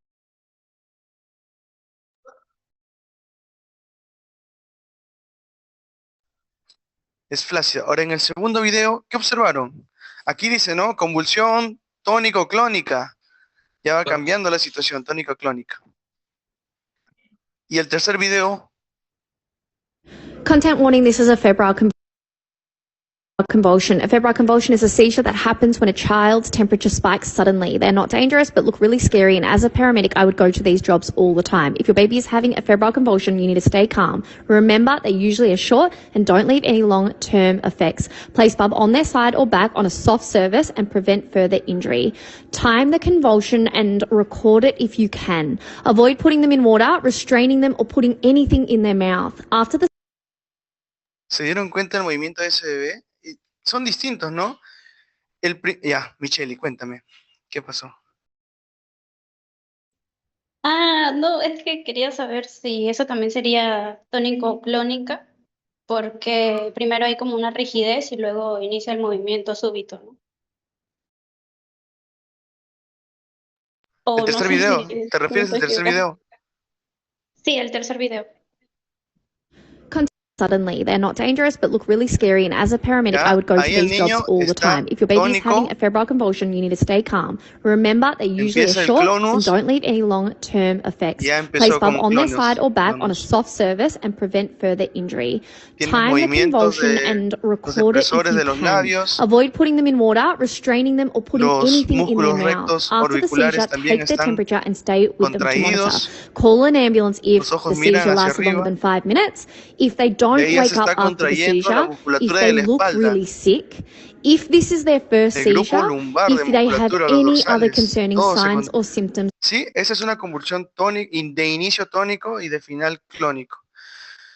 Muy bien, ¿qué es lo importante de estos videos? Entender que existen distintos tipos de convulsiones, entender que cada tipo tiene una clasificación, tiene un nombre, tiene un apellido y le da una población distinta de distinta manera.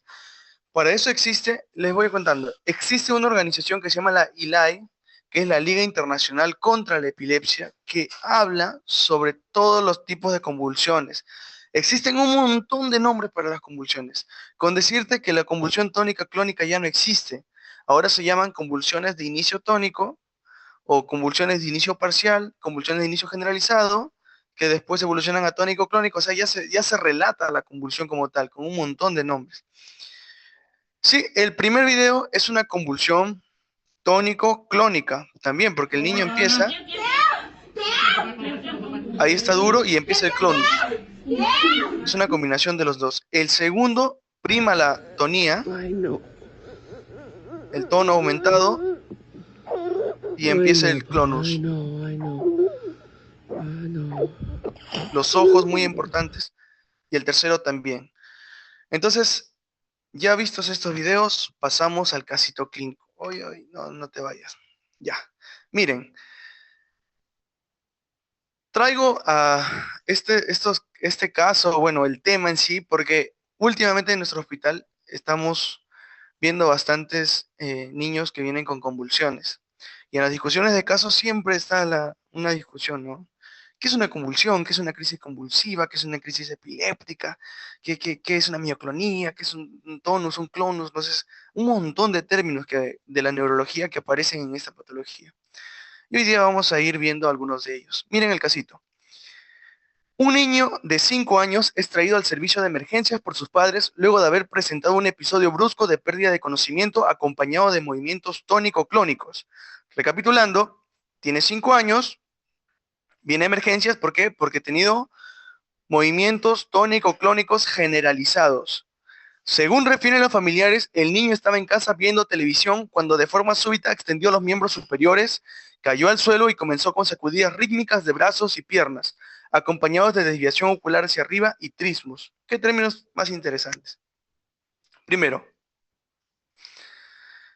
aparece la convulsión cuando el niño estaba viendo televisión. ¿Ustedes creen que tenga algo que ver?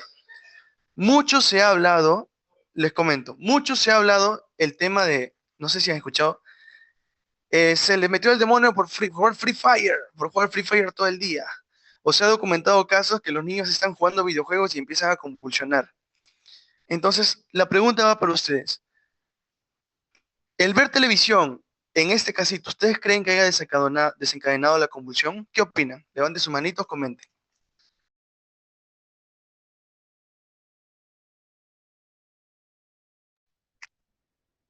¿Qué opinan, chicos? ¿Es científico eso? Bueno, en mi opinión, creo que no, ya que las convulsiones no realmente se hace referencia en cada situación que va a pasar viendo tele o hacer alguna actividad, ya que eso se da de pronto, por el mismo problema neurológico que puede estar presentando. Ya, Jennifer dice que el ver televisión no significa que vas a tener convulsiones. Pero en este casito, ¿tendrá algo que ver, Jennifer?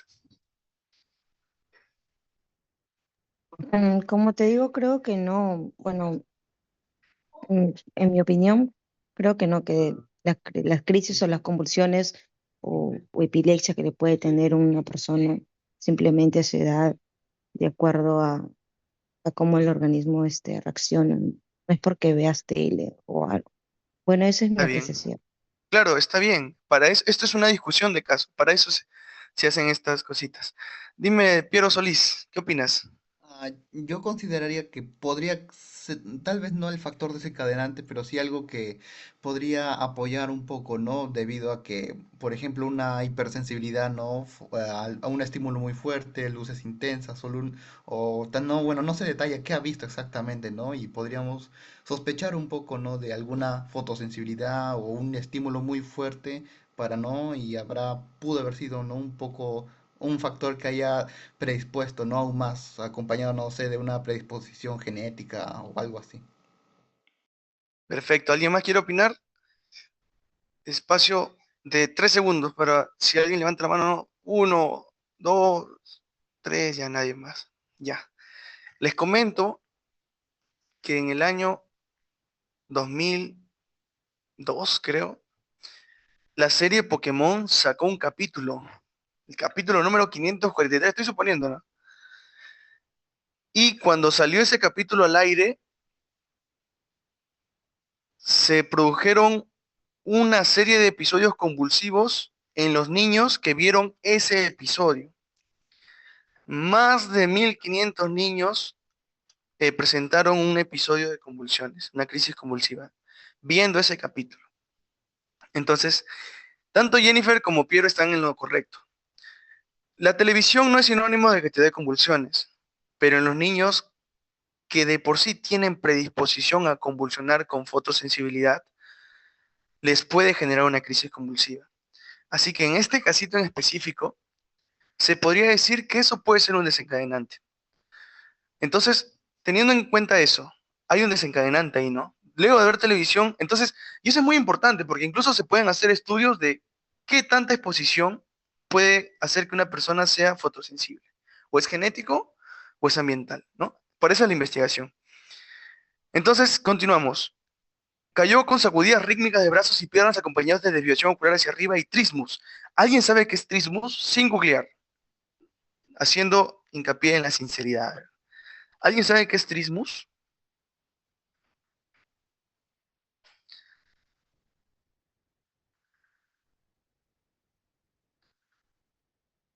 A ver, la una, a las dos, a las tres. Ya, trismus no es más que una contracción continua de los músculos masticadores, en especial los maceteros. Cuando los niños convulsionan, o las personas cuando convulsionan, cierran la boca, se pueden partir la lengua, porque sus maceteros se contraen tan fuerte que cierran la quijada, ¿no? Cierran la apertura vocal. Ese es un trismus. Y ahora, el evento duró aproximadamente 2 minutos y se dio espontáneamente. ¿Ah? Este niño vio tele, convulsionó durante 2 minutos y luego se calmó. Inmediatamente después, el paciente presentó un estado de somnolencia profunda durante más de 30 minutos. El niño, después de convulsionar, inicia, ¿no? 30 minutos cansado, los madres preocupados, los padres preocupados, pero esto ya fue, por eso lo llevaron a la emergencia, ¿no? Es la primera vez que presenta un cuadro similar, no hay antecedentes familiares conocidos de epilepsia ni historia de traumatismo reciente. Según los padres, en los días previos al evento el niño había estado menos activo de lo habitual y con febrícula intermitente, pero no presentaba síntomas respiratorios ni digestivos. Tampoco había consumido medicamentos ni productos tóxicos conocidos, relatan los padres. Durante el traslado al hospital no hubo nuevos episodios. A su llegada el niño se encuentra somnoliento, pero responde a estímulos dolorosos. La temperatura celular es de 37.6. La frecuencia cardíaca es de 110 latidos por minuto y la presión arterial de 100/60. En el examen físico destaca un leve temblor postural en miembros superiores cuando se estimula su despertar sin signos focales evidentes. No hay rigidez de nuca ni alteraciones pupilares. Se evidencian algunos pequeños hematomas en tibias y rodillas compatibles con traumatismos habituales por su edad. Este caso es rico en semiología neurológica. Hay un montón de cosas. Por ejemplo, hay un término acá que se utiliza, es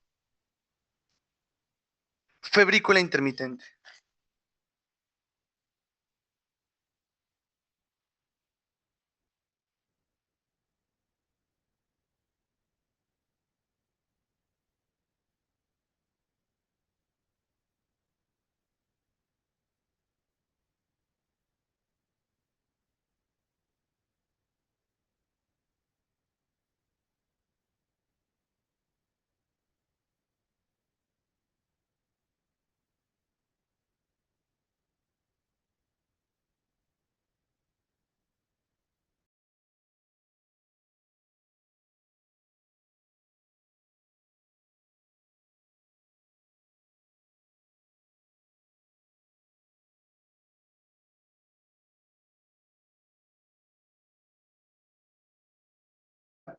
O como periodo premonitorio, o pródromos también se le conoce.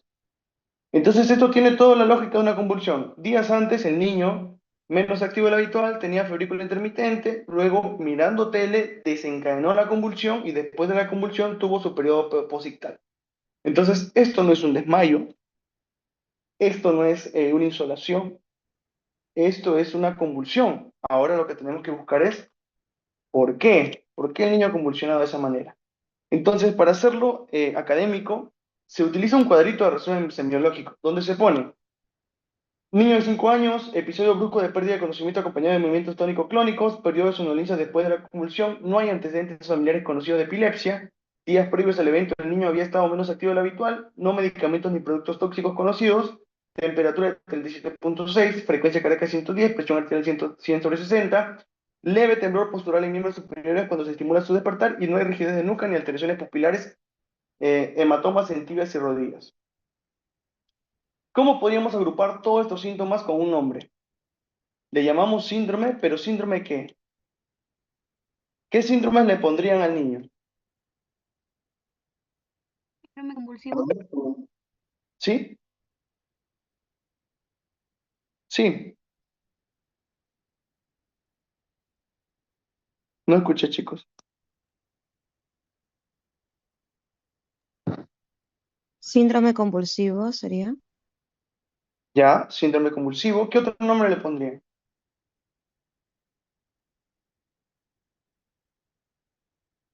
¿Solo conocen el nombre de síndrome convulsivo? Síndrome convulsivo.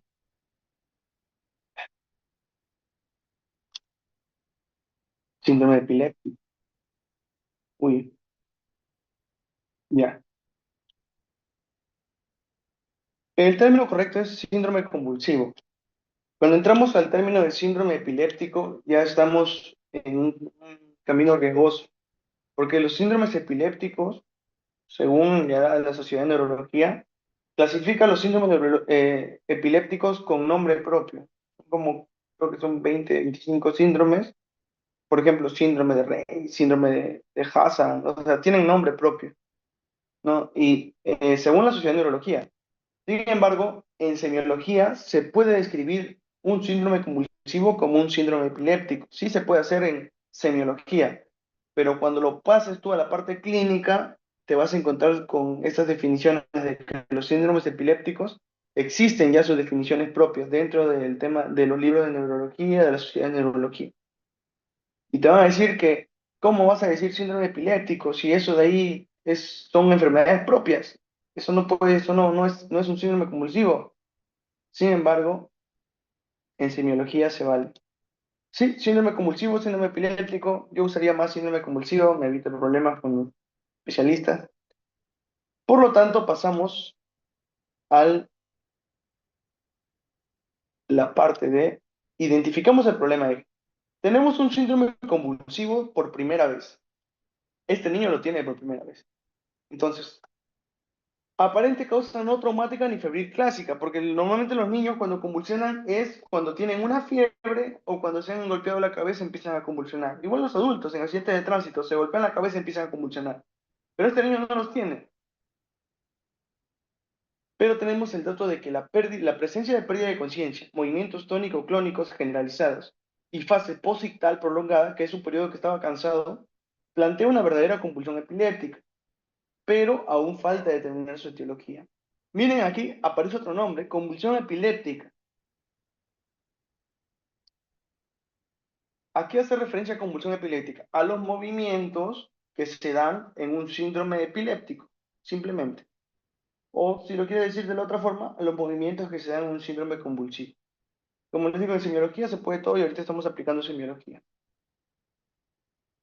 ¿Qué diagnósticos diferenciales podrían plantearse en este casito? A ver, para esto sí necesito que escriban, que hablen. ¿Qué diagnósticos? Tenemos un síndrome convulsivo. Ahora, ¿por qué convulsionaría un niño? ¿Por qué cosas convulsionaría un niño? ¿Qué estaría alterado dentro de él para que convulsione? Podrían escribirlo al chat, prender su micro.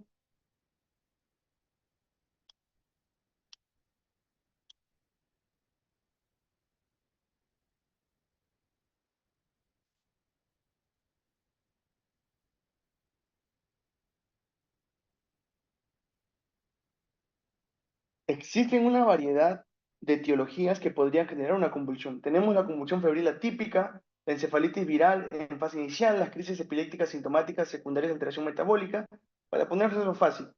O convulsiona por fiebre, o convulsiona porque tiene un virus dentro del cerebro que lo hace convulsionar, o convulsiona porque está con una alteración metabólica. El niño de repente está teniendo una diabetes tipo 1 y se torna hipoglucémico, hiperglicémico y le da una crisis convulsiva. Podría ser que el niño tenga una epilepsia en la aparición, podría ser que el niño haya tomado fármacos y que los padres no se hayan dado cuenta, y podría ser de que se haya golpeado la cabeza y nadie se haya dado cuenta, ¿no? En la mañana se fue al jardín, se golpeó la cabeza, viene en la tarde, está mirando tele y empieza a convulsionar. Entonces, aquí lo que tenemos que buscar es la causa. ¿Dónde estaría el origen del evento convulsivo? ¿En un lóbulo o en toda la corteza? Es muy importante esta pregunta. Cuando nosotros tenemos una paciente que tiene un episodio convulsivo, tenemos que ver si es parcial o es generalizado. Si es parcial, se dice de que una parte del cerebro está emanando descargas eléctricas. Si es generalizado, se menciona de que toda la corteza cerebral es la que está descargando. Por eso genera una crisis generalizada. En el caso de este niño, el niño estaba viendo tele y empezó a convulsionar todo su cuerpo, sus brazos se estiraron, tónico, clónico y todo. Esto sería alteración de un lóbulo o de toda la corteza. ¿Qué opina?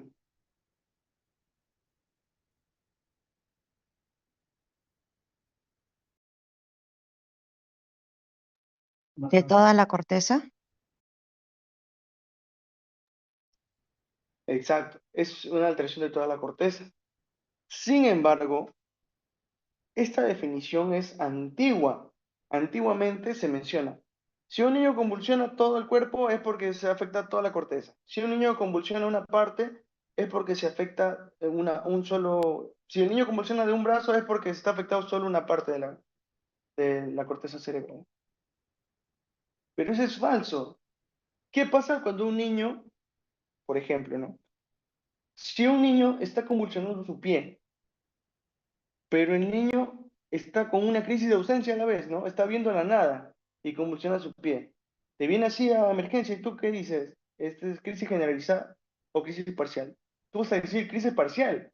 ¿Por qué? Porque solo una parte del cuerpo se está moviendo, pero no nos damos cuenta de que también tiene otros síntomas, otros signos, otras alteraciones dentro de su cuerpo. Así que, según la ILAE, esta liga, no podemos decir de que si convulsiona todo el cuerpo es generalizado o si convulsiona una parte es parcial, sino que tenemos que ver integralmente a todo el paciente.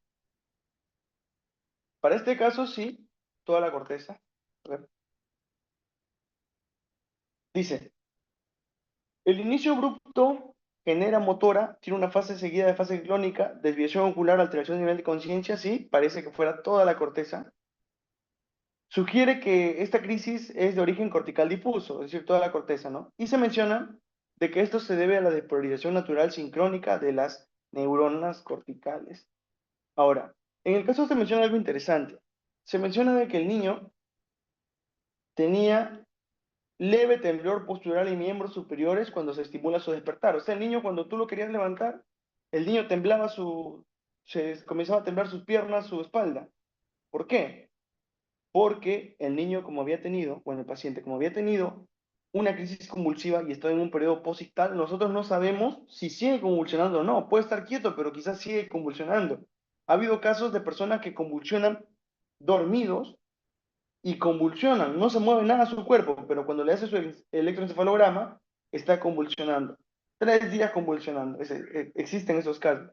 Así que es muy importante sacar el encefalograma en estos casos. Ahora, ¿qué se menciona? ¿Por qué este niño estaba temblando? Se dice que el temblor postular y la somnolencia podrían estar relacionados con una descarga prolongada o un desequilibrio metabólico transitorio.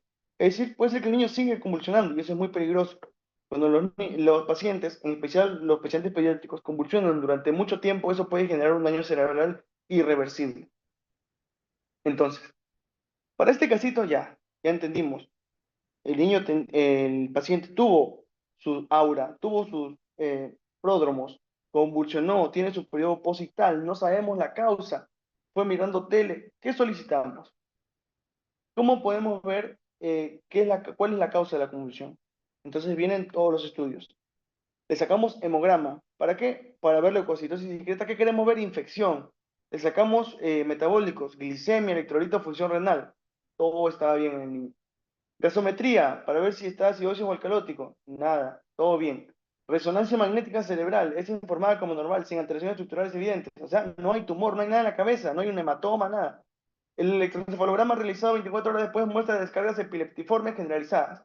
Es decir, que 24 horas después el paciente sigue convulsionando. Entonces acá estamos en un 24 horas convulsionando. Esto se denomina estatus convulsivo. Cuando una convulsión dura más de 15 minutos, ya se considera un estatus convulsivo. Entonces, todo aparentemente está bien, excepto de que sigue convulsionando. En la evolución, ¿qué tenemos? El paciente presenta un segundo episodio convulsivo, similares al inicial. Y cuando se le saca, no tenía fiebre, no tiene signos meningios, su líquido cefalorraquídeo fue normal, pero ante la recurrencia se inicia el manejo antipiléptico con valproato de soya. Entonces, al parecer este paciente, después de sacarle todos los exámenes de laboratorio, todo lo que hay, resonancia, todo estaba bien excepto el cerebro. La fisiología de su cerebro estaba mal, estaba alterada, porque estaba descargando, por lo cual, y hace otro cuadro de convulsión. Entonces, a este niño se le diagnostica de epilepsia. ¿Qué es epilepsia? ¿Crisis epiléptica? ¿Crisis convulsiva? ¿No es lo mismo? No. La epilepsia es una enfermedad con nombre y apellido. ¿Cómo es una epilepsia? Ahí está la definición. Si una persona tiene 2 o más crisis epilépticas no provocadas separadas por más de 24 horas, es una epilepsia. Es este caso del paciente. El paciente convulsionó un día y al siguiente día convulsionó de nuevo. Entra dentro de la definición de epilepsia. Si el paciente hubiera hecho una sola crisis no provocada, pero tuviera una alta probabilidad de que haga otra crisis durante los siguientes 10 años, se le considera epilepsia. Si el paciente tiene un diagnóstico de un síndrome epiléptico específico, y esa es la clave, síndrome epiléptico específico. Cuando ustedes le digan a un doctor, doctor, ¿ese es un síndrome epiléptico? Los doctores van a decir, no, ¿cómo vas a decir eso? Si eso tiene nombre, ya está estipulado. Pero les falta la palabra específico. Pues usted le dice, doctor, estoy diciendo síndrome epiléptico. En ningún momento estoy diciendo síndrome epiléptico específico. Si yo dijera síndrome epiléptico específico, ya ahí, dígame, pégame y todo. Pero síndrome epiléptico es un término semiológico que lo puedo utilizar para cualquier cosa que asemeje una convulsión, que asemeje una epilepsia. Entonces, los síndromes epilépticos específicos, ¿cuáles son? Epilepsia mioclónica juvenil, síndrome de Lennox-Gastaut, hay un montón de síndromes.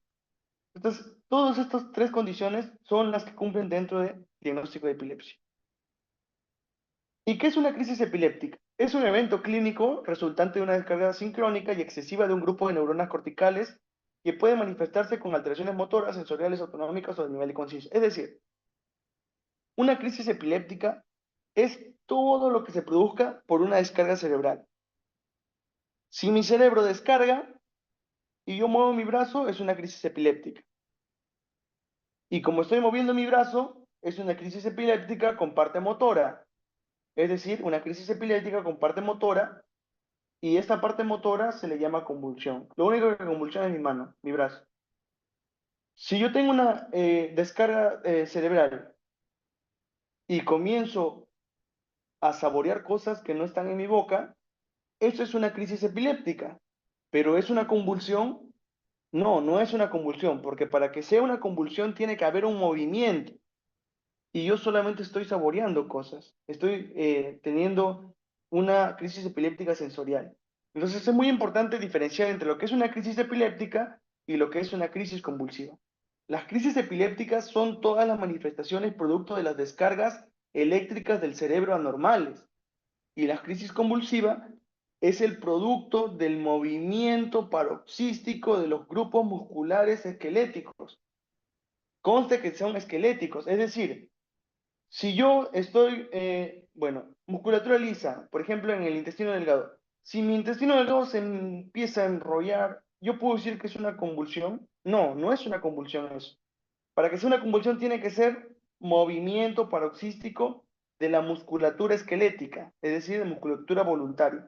Mi brazo, mi pierna, mi cara, ¿no? Mis músculos faciales, todo. Esas son crisis convulsivas. Entonces, importante diferenciar entre lo que es una crisis epiléptica, lo que es una crisis convulsiva, lo que es la epilepsia como enfermedad y lo que es un síndrome epiléptico. Muchos términos semiológicos en neurología que se utilizan en el día a día de la medicina, la ¿verdad? Y estos términos hay que tenerlos bien en claro, porque a la hora de la hora, cuando uno está en una discusión real con especialistas, salen a la luz estos conceptos que muchas veces van a tener ahí en un tema de discusión. Entonces, ¿qué se hace ante una epilepsia? Lo primero, confirma clínicamente. ¿Convulsionó? Sí. ¿Dos veces en 24 horas o una vez y luego puede convulsionar más? ¿Cumple los criterios de epilepsia? Sí, ya bien, tiene epilepsia. ¿Qué hago? A la madre, señora, dígame por favor todo lo que tengo que saber del niño. Bla, bla, bla, bla, bla. Historia clínica detallada. Si con la historia clínica no encuentro una causa para su epilepsia, por ejemplo, que te diga la madre, la verdad, mi niño cuando nació, él tuvo una hipoxia del recién nacido, ¿no? Estuvo en UCI. Entonces tú supones de que su cerebro no recibió oxígeno durante mucho tiempo y puede generar eso de epilepsia actual, ¿no? Pero si no encuentras nada con historia clínica, siguiente paso, electroencefalograma. No, en mi hospital no hay electroencefalograma particular, tiene que hacerse electroencefalograma. ¿Qué se busca? Actividad epilitiforme, descargas focales o generalizadas. Si no hay nada en el electroencefalograma, neuroimagen, resonancia magnética de preferencia. ¿Qué se busca? Lesiones estructurales, se busca tumores, displasias, cicatrices, etc. No hay nada, laboratorio. No es que uno secuencia del otro, ¿no? Sino que si es posible, todos se hacen a la vez. Esto se llama la batería de estudios. Todo se hace a la vez, con el fin de buscar la causa. Glucosa normal, electrolitos normal, calcio normal, magnesio, estudios metabólicos, genéticos, todo está bien. Los estudios genéticos, todo está bien. El niño, ¿qué? No sabemos por qué tiene epilepsia. Y finalmente, clasificación de epilepsia. Lo clasifica, ¿no? Bueno, no sé la causa, pero es una epilepsia con crisis tónico-clónicas convulsivas cuya etiología estamos por ver. ¿Cuáles son las características de las crisis? O son focales, generalizadas o son desconocidas. ¿Cuándo son desconocidas? Cuando el niño viene convulsionando y le preguntas a la madre, señora, ¿su convulsión empezó con una mano o empezó todo su cuerpo? La verdad no sé, no la he visto. Ah, ya, si no sabe la señora y yo no puedo suponer, es una desconocida. No se puede terminar el inicio por limitaciones diagnósticas. Entonces, entendiendo que todos los estudios que se requieren para descartar una epilepsia, tenemos aquí los tipos de crisis y los tratamientos. Los tratamientos dependen de la crisis. No es que un tratamiento es para todas las crisis, no. El tipo de crisis requiere un tratamiento específico. Si es focal, carbamazepina. Si es generalizada, valproato. Si hay ausencias, crisis de ausencias, etosuximida. Si es una epilepsia refractaria, es decir, que tiene problemas con los medicamentos, no se resuelve, o se le hace una cirugía, o se le da una dieta cetogénica, o se le da una estimulación vagal, o se le da marihuana, ¿no? Cannabidiol. Son métodos alternativos que se ha visto que sí tienen apoyo, ¿no? Científico como tratamiento. Entonces, y acá existe un término importante que incluso se ha preguntado en pregunta recientada. ¿Qué es una epilepsia farmacoresistente? Es una epilepsia que no se resuelve, ¿no? Con los fármacos antiepilépticos apropiados a dosis adecuadas, bien tolerados y administrados correctamente. Esa es una epilepsia farmacoresistente. Entonces, si tengo una epilepsia farmacoresistente, ¿qué hago? Cirugía. ¿No se puede la cirugía? Una dieta cetogénica. No se puede, hay que estimularlo, estimulación vagal. ¿Cómo hago estimulación vagal? Ah, ya. Preparas una tina, lo pones al polo así a 0 grados y lo sumerges. La hipotermia se comprueba de que es una de las últimas medidas terapéuticas que pueden solucionar una crisis convulsiva. Solucionar la crisis, no la enfermedad. La enfermedad es la epilepsia. Para la enfermedad se requiere tratamiento de por vida. No me funciona con eso, lo lleno de marihuana, lo llenas de marihuana, a ver si se puede resolver o no. De eso se trata la medicina, pues en especial en estos casos de epilepsia, que son casos donde se resuelven poco, la verdad. Se tiene que buscar las opciones terapéuticas que tengas a la mano. Y ahí tienen un cuadrito con todos los medicamentos, ¿no? En el caso del caso clínico que hemos visto hoy día,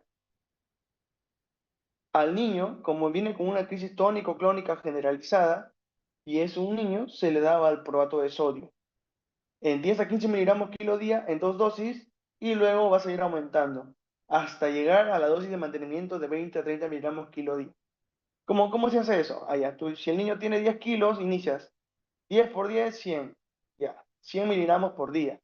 Le das 50 en la mañana, 50 en la noche. Al día siguiente, ya pues le das 50 en la mañana, 50 en la noche. Al día siguiente ya va subiendo. Le das 55 en la mañana, 55 en la noche.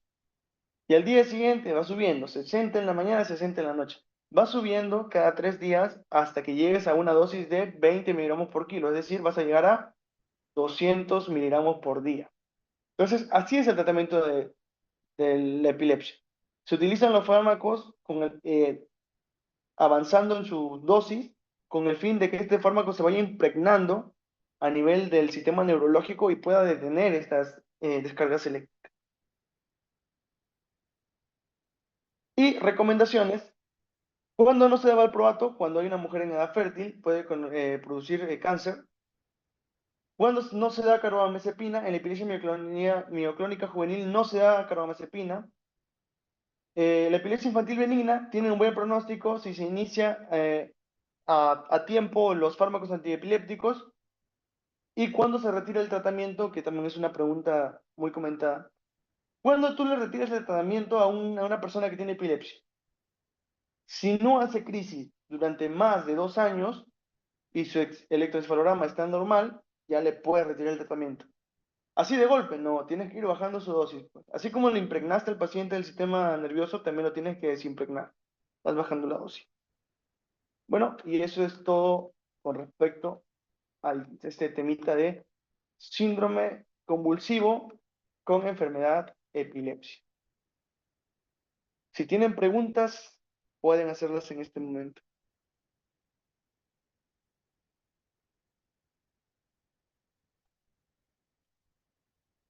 Chicos, preguntas, dudas,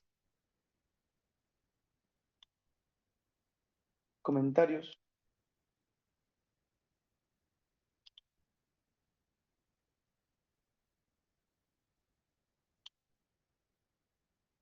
¿Todo bien? Bueno, espero haya quedado claro. Tener muy en cuenta que epilepsia es una enfermedad propia. Crisis epiléptica son las descargas eléctricas que pueden generar cualquier tipo de manifestaciones dentro del cuerpo. Por ejemplo, hay personas que están viendo y comienzan a ver estrellitas, la luz.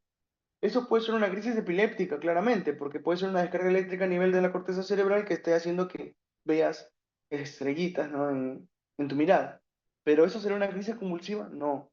Una crisis convulsiva es una secuencia de movimientos violentos, paroxísticos le llaman algunos, repetitivos de los segmentos corporales que tienen musculatura voluntaria, o sea, la musculatura esquelética. Brazos, piernas, espalda, cabeza, ¿no? Frente. Si se mueve mi oreja, también es una crisis convulsiva porque hay musculatura esquelética. Entonces, diferenciar epilepsia como enfermedad, crisis epiléptica como secuencia de descargas eléctricas que puede generar cualquier tipo de manifestación. Crisis convulsiva, que es la secuencia de movimientos de los músculos voluntarios. Síndromes epilépticos, que son todos los movimientos que parezcan epilepsia. Tú le puedes poner síndrome epiléptico o síndrome convulsivo. Le puedes poner síndrome epiléptico o síndrome convulsivo, no importa. Si viene un doctor y te dice, no, eso no existe, doctor, yo estoy diciendo síndrome epiléptico. Yo no estoy diciendo síndrome epiléptico específico, sí, ya, ese es otro concepto. El segundo concepto es el de síndrome epiléptico específico, que vendrían a ser esto. Síndrome epiléptico específico. Estos son los conceptos. Entonces son 5 conceptos que se tienen que llevar. Epilepsia como enfermedad, crisis epiléptica como descarga eléctrica, crisis convulsiva como movimientos de la musculatura voluntaria, los síndromes epilépticos como concepto semiológico y los síndromes epilépticos específicos como concepto neurológico estipulado por la Sociedad de Neurología. Bueno, eso es todo por la ponencia del día de hoy. No pasé el foro. Sí,